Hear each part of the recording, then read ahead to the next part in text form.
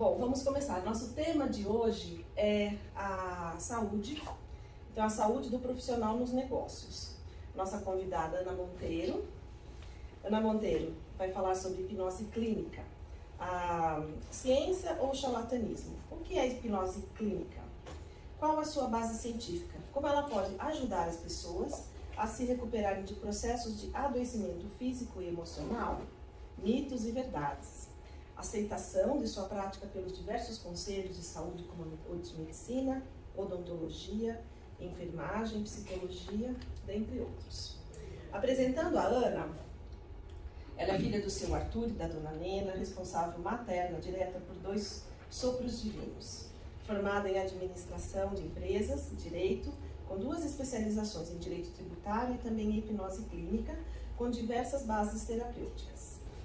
Estudiosa de neurociência, epigenética, física quântica, também atuou como auditora fiscal do Estado, advogou por 25 anos, foi curadora e cuidadora de sua mãe por 10 anos, 5 em tempo integral, e hoje atua como palestrante e hipnoterapeuta com foco em saúde quântica.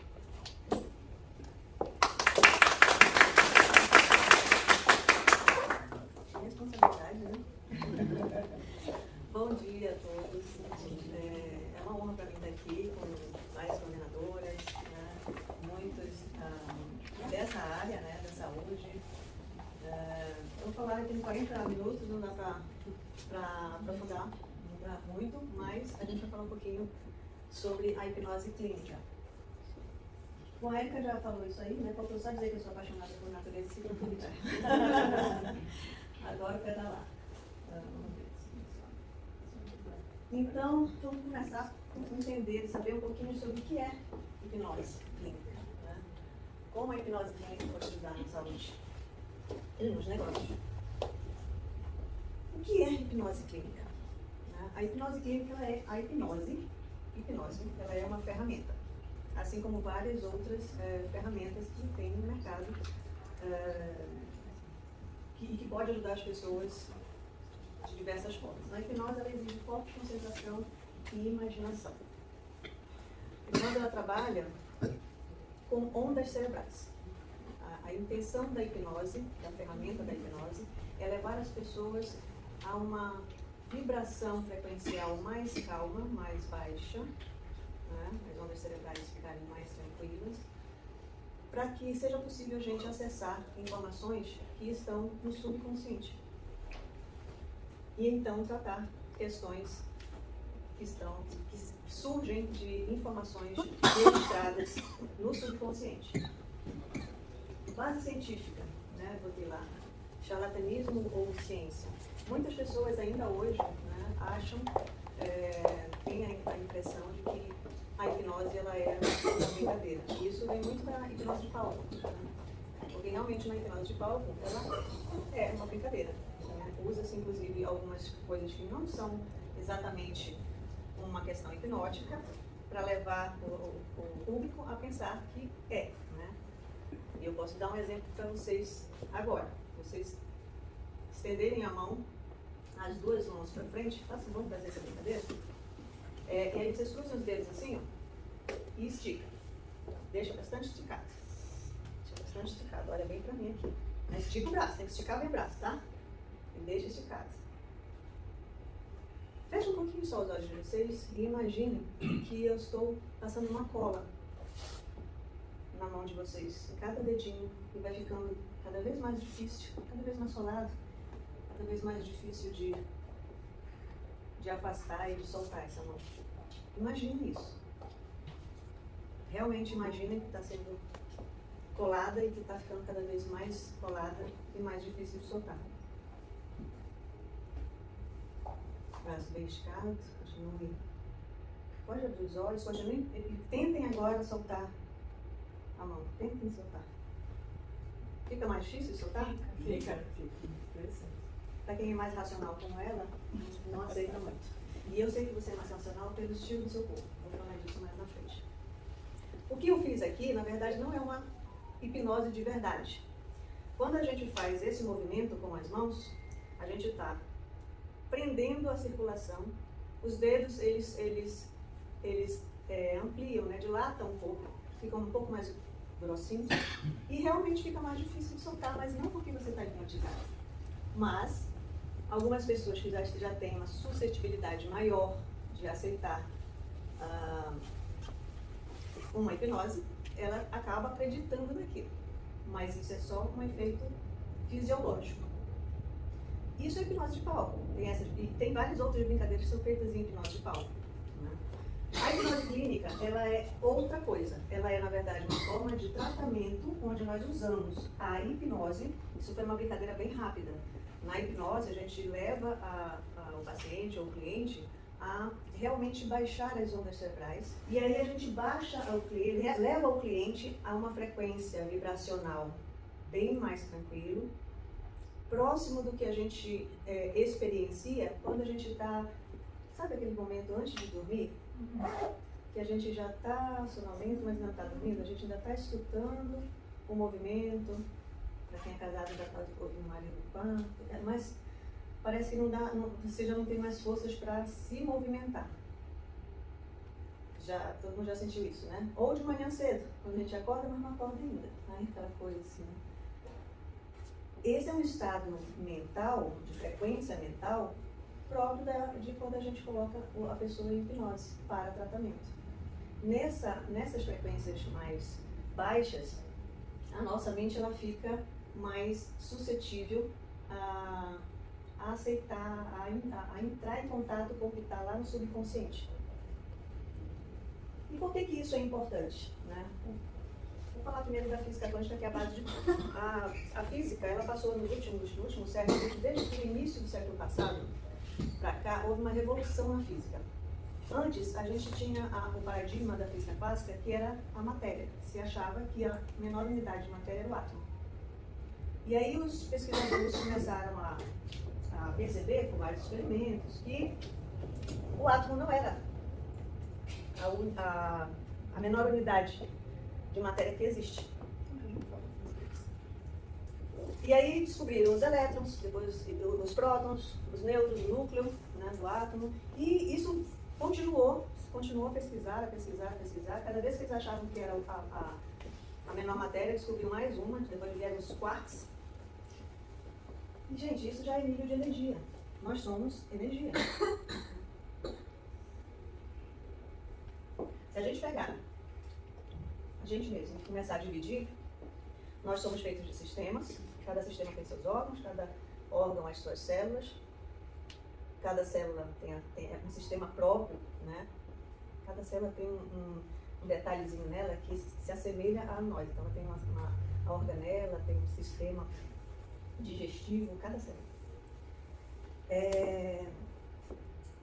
E aí depois se a gente continuar repartindo isso, a gente chega em pura energia, frequência e energia. Tudo é frequência e energia.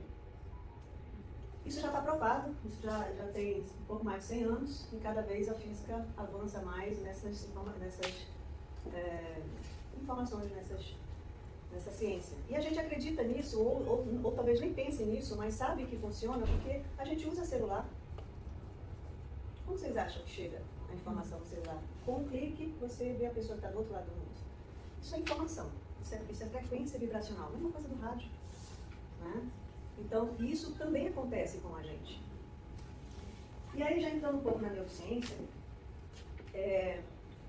a gente acha que o mais importante, a ciência achou, a partir da biologia, por muitos anos, que o mais importante tudo vinha da genética.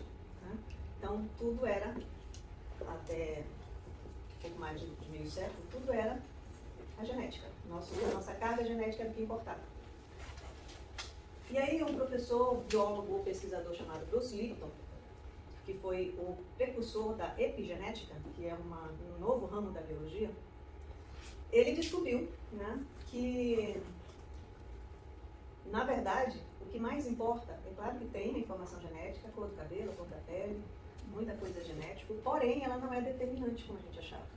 A gente achava que se o pai e a mãe tivessem tido uma doença X, você estaria condenado a tê-la. Né? Hoje a gente sabe que não é assim.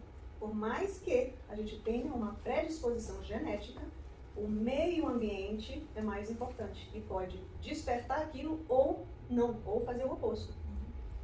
E é o ambiente que interfere nisso. O ambiente interfere em tudo, com frequência e energia.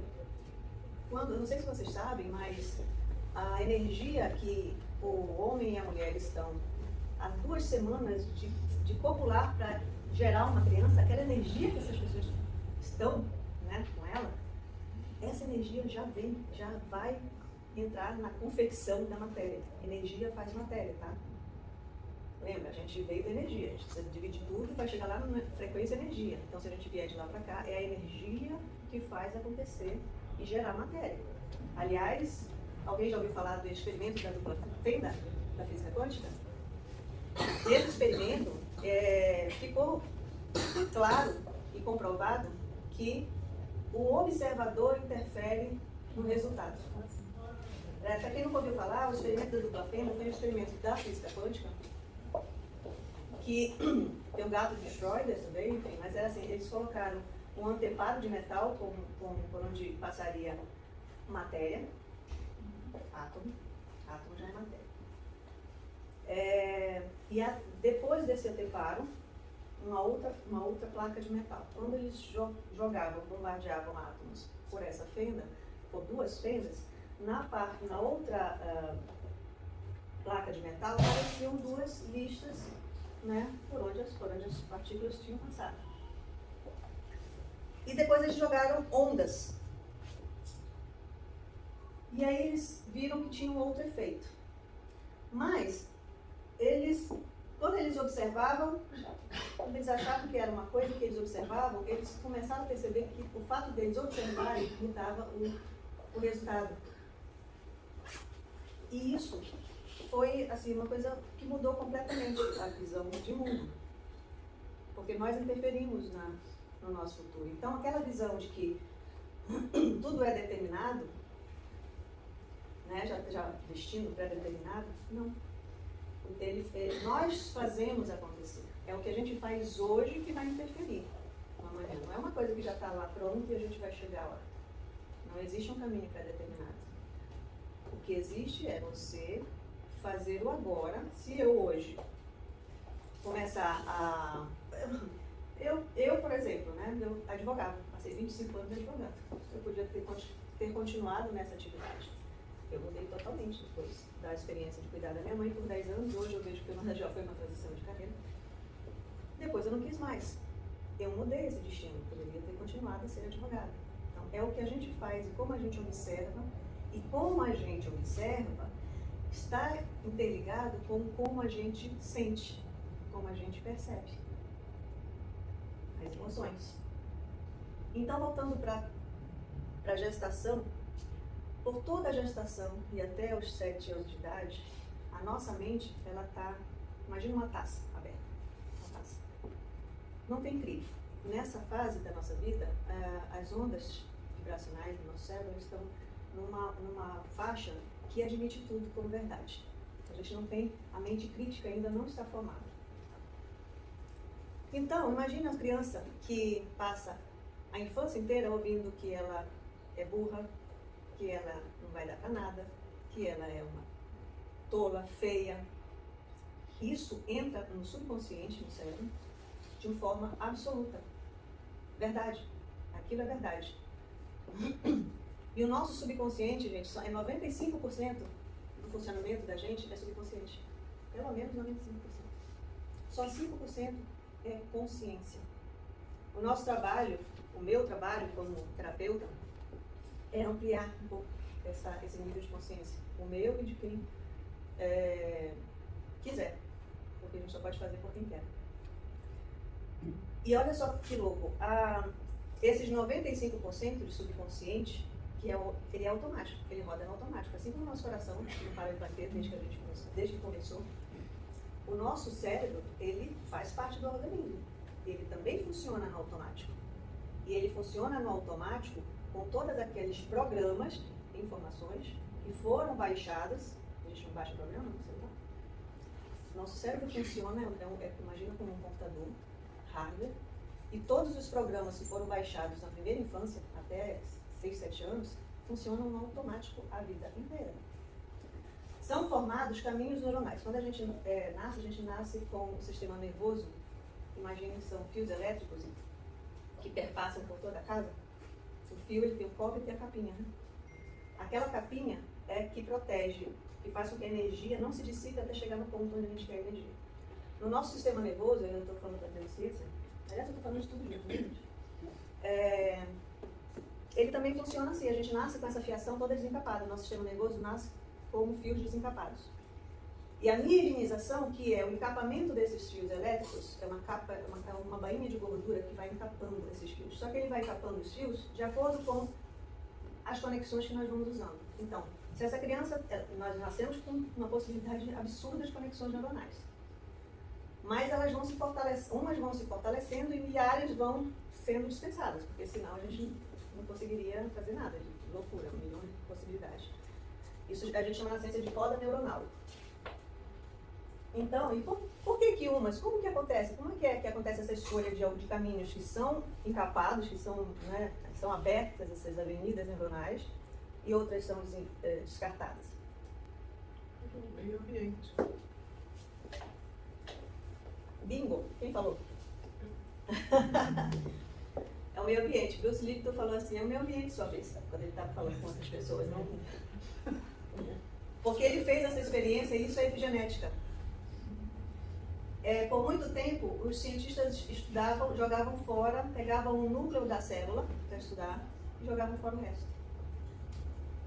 Bruce Lipton, ele em um determinado momento, ele começou a perceber que ele pegava uma célula, a mesma célula, ele botava em ambientes diferentes, culturas diferentes, e a mesma célula, da mesma célula original, dependendo do ambiente que estava, ela se transformava num tecido, uma célula de neurônio, uma célula muscular. Então, assim, o que fez a diferença? O ambiente.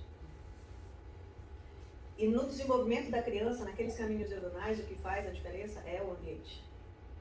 É como essa criança é tratada e como ela percebe o ambiente. Então, uma criança que cresce vendo pais brigando, ou cresce sendo abusada de diversas formas, ela vai ter uma configuração neuronal diferente de uma criança que foi bem cuidada, que foi amada, que foi protegida. Os caminhos neuronais fortalecidos pelo encapamento da mielina, que é a gordura que protege os neurônios, eles foram, em cada uma dessas crianças, foram para um lado diferente. E criaram os programas que ficaram nessa mente. E que vai gerar comportamentos. Porque eu vou dizer outra coisa para vocês, ó.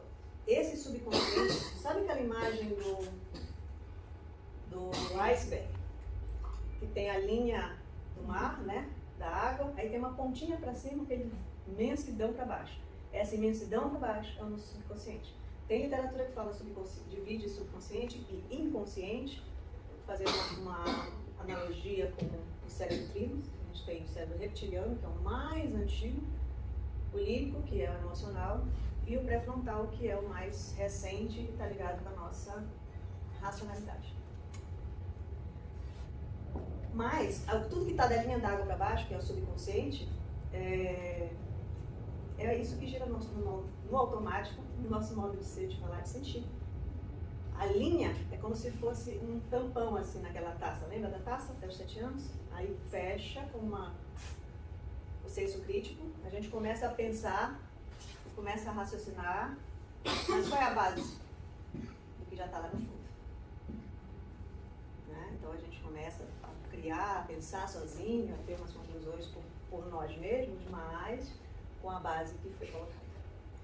E aí a gente tem aquele pedacinho lá da ponta do iceberg, a gente acha que a gente pensa.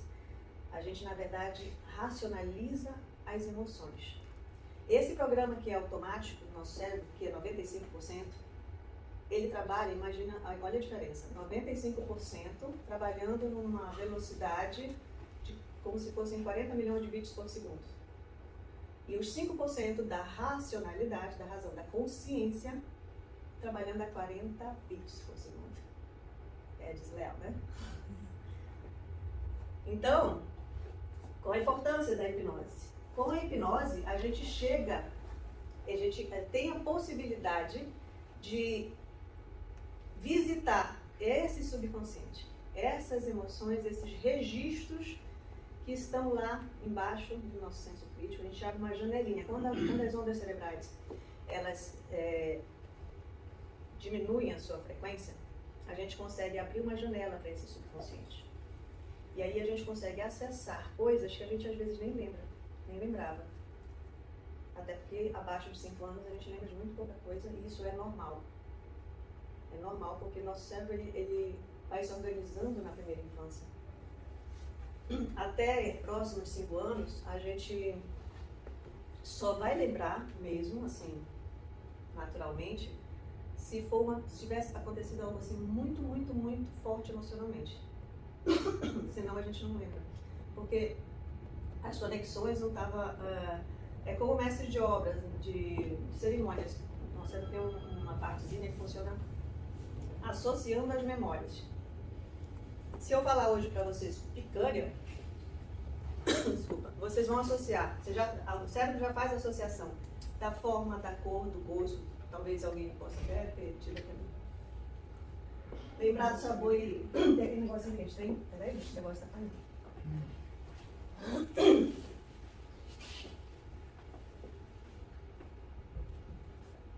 Mas essa associação, ela só acontece depois, por volta dos 5, 6 anos. Antes era insolto, então está registrado, mas a gente não lembra. E pode acontecer, e acontece muitas vezes. Quando a gente vai acessar, quando a gente vê eu vou dar um exemplo para vocês, uma cliente que eu tive, ela tinha pânico de passarinho. Gente, pânico de passarinho. Não podia ver um passarinho, um pombo, passarinho, tinha que atravessar a rua. Aí a gente fez uma sessão de hipnose. E ela conseguiu lembrar, em hipnose, de uma vez que ela morava no interior do Paraná, a família dela é de lá. E ela pequenininha, ela não soube precisar a idade, mas pelo que ela falou, parecia ter 3 anos. Ela foi até o galinheiro sozinha. Abriu a porta do galinheiro, os galinhas vieram tudo em cima dela, morreu de medo. Pronto, aí a gente visitou esse momento, aí a gente tem que trabalhar esse momento. E aí a importância da base terapêutica, porque se alguém faz esse acesso e não trabalha isso, você pode piorar o problema. Então essa é a importância de você entender e conhecer quem está fazendo hipnose com uma forma clínica, com quem você está trabalhando isso, saber se realmente a pessoa tem base para trabalhar, porque não basta você fazer, hipnotizar alguém é fácil. Aliás, você não precisa de ninguém para hipnotizar você. Quem já ficou na frente da televisão que não viu nem o marido passar atrás? Quem usa óculos aqui que já estava com óculos no rosto procurando óculos? Você está em estado de hipnose. O que é isso? Você está tão focada em outra, concentrada ou focada em outra questão, que você se desvia do resto. Quem dirige já fez um caminho que, quando faz aquele caminho tantas vezes, já faz no automático, que quando viu já passou, ponto e nem lembra que passou. São exemplos de hipnose diária. Então, a hipnose em si, não tem muito mistério. Agora, mexer em trauma, aí precisa ter base terapêutica. Precisa saber o que fazer quando a pessoa encontra com trauma, porque senão ela pode piorar, em vez de melhorar. Né? Então, é assim que funciona a hipnose clínica. Né? Então, a gente acessa a mente subconsciente, onde tem informações armazenadas. A pessoa pode ter essa memória, né, já no consciente, ou não, como nesse exemplo dessa moça. E aí a gente, entendendo a vinculação dessas emoções que estão envolvidas no processo, a gente muda a percepção. O cérebro não sabe, não sei se vocês sabem disso, mas a nossa mente, nosso cérebro, ele não faz distinção de presente, passado e futuro. Então, se eu vou naquele lugar da memória, em hipnose, numa frequência vibracional, né, da mente, em que eu consigo acessar essas informações, eu consigo mudar também essas informações. A gente trabalha ali para mudar essas informações de forma que saia a vinculação desse trauma. Faço uma outra vinculação com coisa boa, mudando essa situação. A própria pessoa faz isso, né, cara? Eu só conduzo. Eu só sou o GPS. Agora, para funcionar, a pessoa precisa, se você botar o endereço, sair daqui, bota o endereço no GPS, a moça lá, né, o GPS, avisa para você que você tem que ir para cá, dobra aqui, faz isso, faz aquilo. Se você não fizer, o negócio não funciona. Não vai ter GPS, não tem jeito. Então, o nosso trabalho como terapeuta, no meu caso como hipnoterapeuta, é apenas ser o GPS, para que você encontre essa memória que até hoje você às vezes nem sabe porquê, mas você continua tendo um medo, um pânico, um vício. E aí a questão da doença, a gente entra aqui também. Porque se tudo é informação, frequência, vibração, Tesla já falava isso, Nikola Tesla, a doença também. Tirando trauma, no sentido de trauma físico, um acidente de carro, por exemplo. Quebrou o osso, fez um estrago. Aí a medicina tradicional é show, fantástico. Faz milagres. Cola osso, costura, ajeita. Agora o adoecimento, como câncer, fibromialgia e as doenças de modo geral, tirando o trauma físico, tirando o envenenamento, que são agentes externos, todas as doenças elas têm fundo emocional. Todas. É um processo. Lembra que tudo é informação, energia, frequência, e isso vai gerar matéria. O nosso organismo tem um jeito homeostático de funcionar, ou seja, um jeito equilibrado de saúde.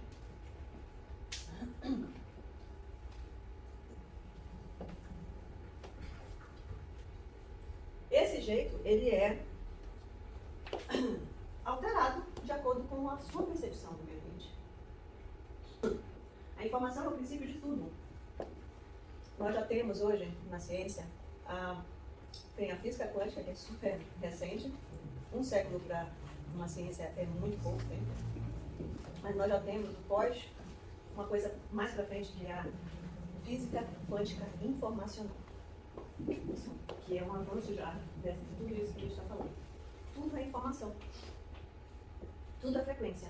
E essa frequência, olha, vai interferir na nossa consciência, na formação da nossa consciência e do inconsciente, do subconsciente. E isso vai gerar uma energia que vai gerar matéria. Aliás, foi a energia lá dos nossos pais, né? Aquele esforço de energia que fez a gente acontecer. Né? Energia gera matéria. Toda a matéria. A parede, esse quadro, a cadeira e nós somos feitos de energia.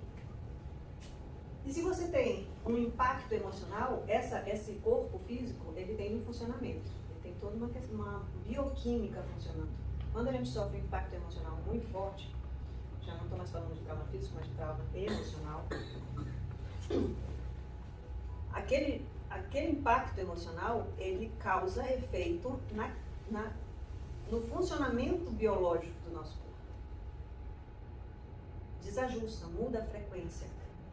E isso a longo prazo, ou a médio prazo, ou dependendo de como você em que momento você está no seu próprio autoconhecimento, de como você lida com isso, isso vai gerar um desequilíbrio que vai gerar sintomas, que a medicina tradicional chama de doença.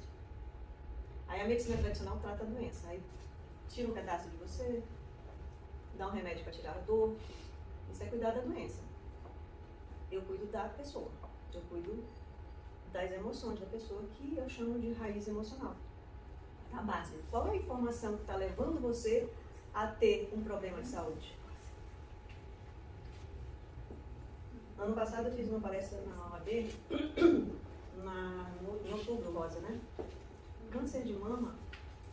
Bom, aí tem várias outras informações, depende da lateralidade do nosso cérebro, se for uma esquerda é uma coisa, se for uma direita é outra, mas sempre tem uma questão emocional por trás. E a maioria é questão com filho ou mãe, dependendo da lateralidade, ou com parceiro.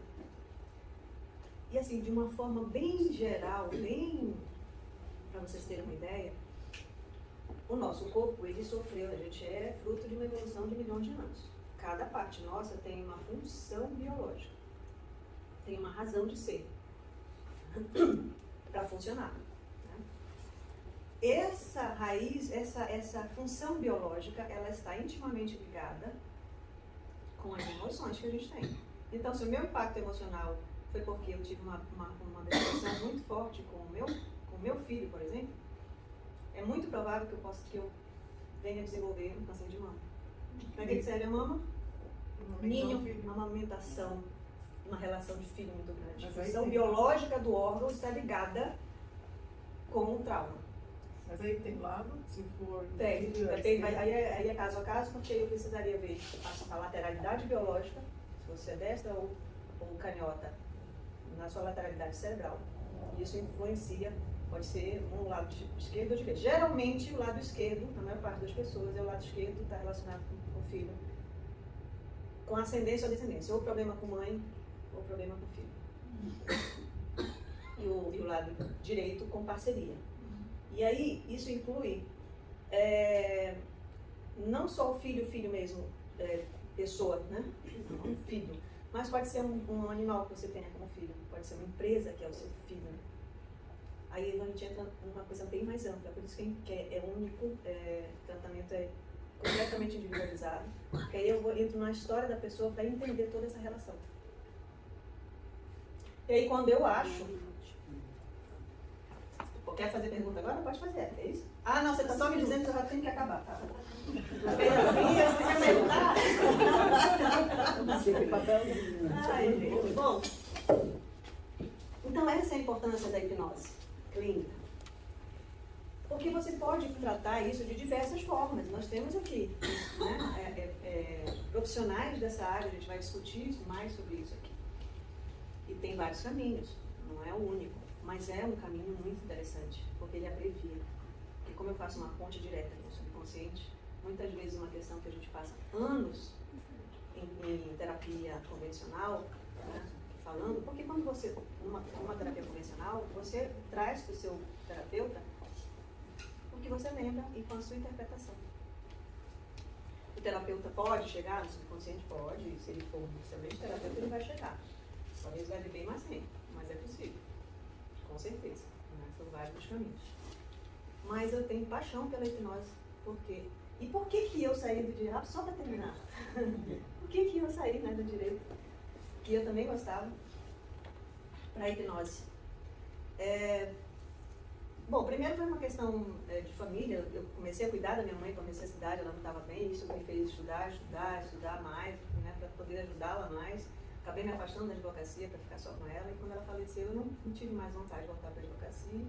E entendi que não adianta, se a minha, desculpa, advogado, tem advogado aqui, desculpa aí, mas eu não acredito mais no sistema judiciário. E eu entendi que eu posso levar justiça e liberdade para as pessoas, fazendo com que elas entendam quem elas são de verdade e como elas funcionam de verdade. Porque aí elas têm mais, sabe, um poder que a gente tem incrível nas mãos. Hoje eu acordei, tomei um chá que eu fazia tempo que eu não tomava, passei mal, gente. Comecei a vomitar. Eu me auto-regulei para estar aqui. O sinal, vou voltar.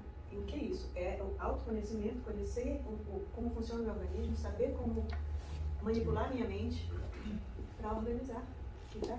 Eu espero que eu tenha feito o melhor para vocês. Muito obrigada, era isso que eu queria falar.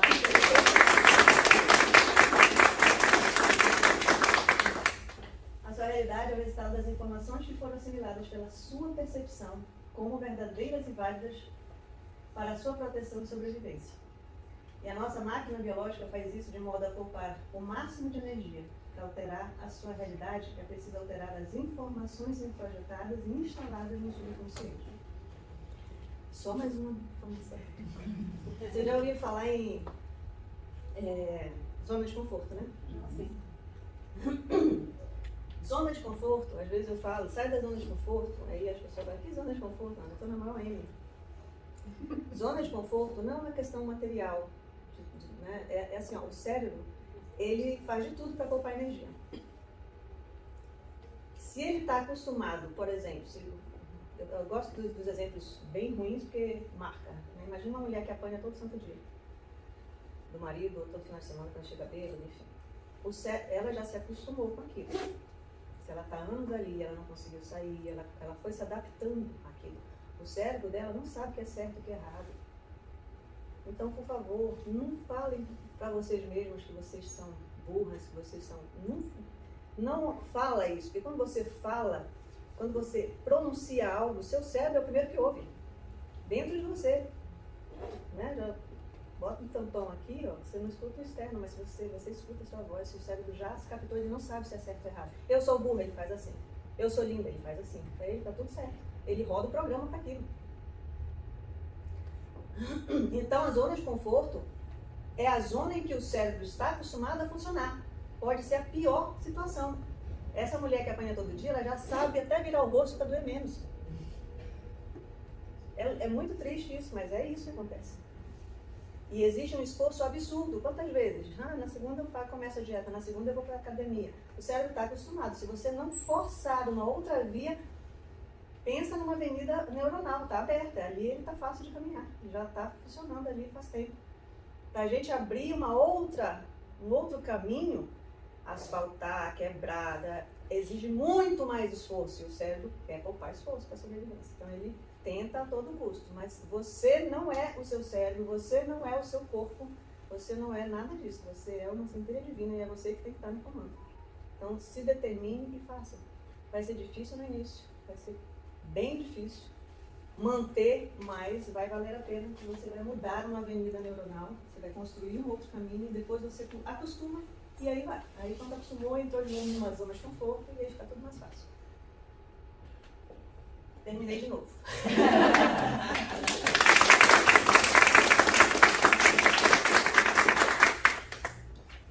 Perguntas? Serve para criança isso? Ou não? A hipnose clínica? Serve, mas eu trabalho com o pai e a mãe. Não, é que Dependendo da idade da criança. tem uma vizinha, da vizinha rapidinho. Ela presenciou dois ataques epiléticos. A criança? Do irmão e da vizinha. Ela está fazendo terapia e tal. Sério, eu sei. Agora tem, na verdade, para trabalhar com criança, eu trabalho com os pais junto, porque a criança está naquela fase em que ela vai ouvir tudo das autoridades da vida dela. Então, se o pai e a mãe não tiverem esse cuidado, não vai adiantar de trabalhar. Todo mundo consegue se libertar assim, ser quebrado, sair dessa. Quanto tempo demora para fazer isso? Eu não posso te garantir quanto tempo. Tem gente que em uma sessão resolve. Mas isso não é regra. Porque eu preciso fazer essa investigação toda. E mais do que isso, na verdade, depende muito mais da pessoa. Se ela quer. Porque às vezes ela quer racionalmente, mas inconscientemente ela cria uma resistência e ela não se permite. Então vai depender muito da pessoa, do quanto ela realmente quer. Com o coração, vamos dizer assim. A atividade, quando a gente pensa, isso é uma atividade elétrica. Mas o coração, ele é magnético.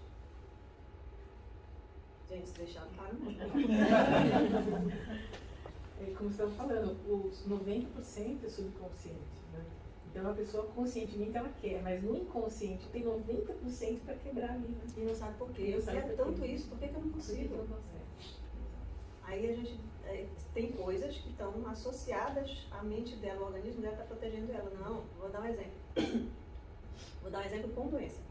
Tem gente que tem alergia a camarão. De onde veio isso? Nunca tinha, nunca teve. A partir de determinada idade, começou a ter, do nada começou a ter aquilo. E faz teste, faz não sei o quê, faz não sei o quê. Aí isso é um caso real. Vamos investigar, vamos ver o que aconteceu. Tem várias técnicas de data o que aconteceu mais ou menos quando você tinha com tal idade. Isso tem uma outra ferramenta que a gente usa dentro do processo. Que a gente tem memória celular, né? Datada. Aí a gente descobre que essa pessoa, um pouco antes de começar a ter alergia, ela estava na praia, comendo camarão e o filho quase se afogou. O cérebro, ele associa tudo que está no momento do trauma, registra como perigo. Para proteger aquela pessoa, aquela mãe, aquela mulher, de viver um novo perigo, o organismo, a inteligência animal, ele registrou aquilo como perigoso e aí ele faz isso com o corpo para proteger. Não, comer camarão é perigoso. Da última vez que a gente comeu, deu problema. Então não pode comer mais. E aí ele dá a reação. E isso acontece com várias questões. Né? Aí a gente tem que trabalhar essas questões. Terminei de novo. Então, não, deixa eu só tirar uma dúvida, mas basicamente você já respondeu ela. Através da hipnose, toda pessoa se permite esse acesso ao subconsciente? Não, nem todo mundo se Não, permite. né? Se você, por exemplo, quem tem mais dificuldade de se permitir é quem tem um índice, quem funciona mais com o cérebro racional que com o emocional. As pessoas que são muito racionais, elas têm uma dificuldade maior de se permitir. Primeiro porque elas são muito racionais. Como elas são muito racionais, elas querem entender o porquê de tudo. Elas querem saber a lógica por trás disso. E aí tem a questão da confiança. É difícil confiar no outro. Tem pessoas que têm dificuldade de confiar no outro, de se entregar. E aí, se ela não consegue literalmente relaxar para se entregar para o processo, não para o outro, aí vem os medos que eu acabei não falando, né? Dos mitos e medos. Ah, meu Deus, vou ficar à mercê da pessoa, vai pegar minha senha de banco, vai descobrir meus segredos, enfim. Não tem nada disso, tá, gente? Não fica, se a pessoa ficar nesse nível de inconsciência, eu não consigo trabalhar. Eu não consigo trabalhar. Então, todo mundo pode e é possível hipnotizar todo mundo, desde que esse todo mundo, que a pessoa se permita, queira e vivenciar esse processo. Legal. Vou passar o meu depoimento, que eu já passei por sessões com você. E isso é realmente um mito que a gente fica, sei lá, babando, tá dormindo, não sabe nem o que responder. Não é assim, é justamente essa consciência lá no fundo, até você depois percebe que respondeu algumas coisas que não tinha noção, porque é justamente do subconsciente. E as sessões foram maravilhosas. Eu tratei, continuo tratando, né? Emoções da infância, né? Então não é nenhuma doença, não é nada, mas eu continuo tratando e eu super indico porque é uma terapia sensacional. Influencia, né? Coisa que fica mal machucando a gente. Obrigada, querida. Eu que agradeço.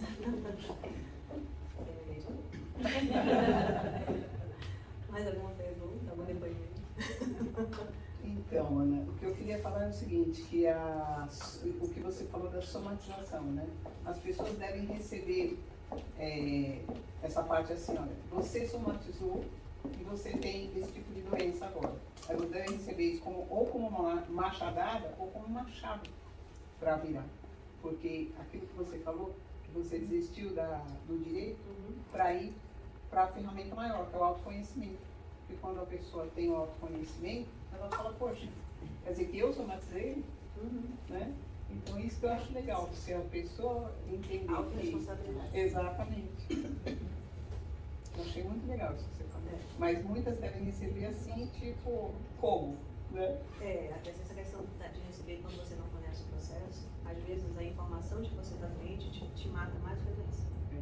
Porque o medo que você sente quando você imagina as pessoas, gente, a maioria das pessoas não tem informação de que quando você está com câncer, tumor, é uma reação do organismo para te proteger. Mas isso é uma outra palestra. Muito obrigada, gente, pela atenção de vocês, pelo carinho de estar aqui.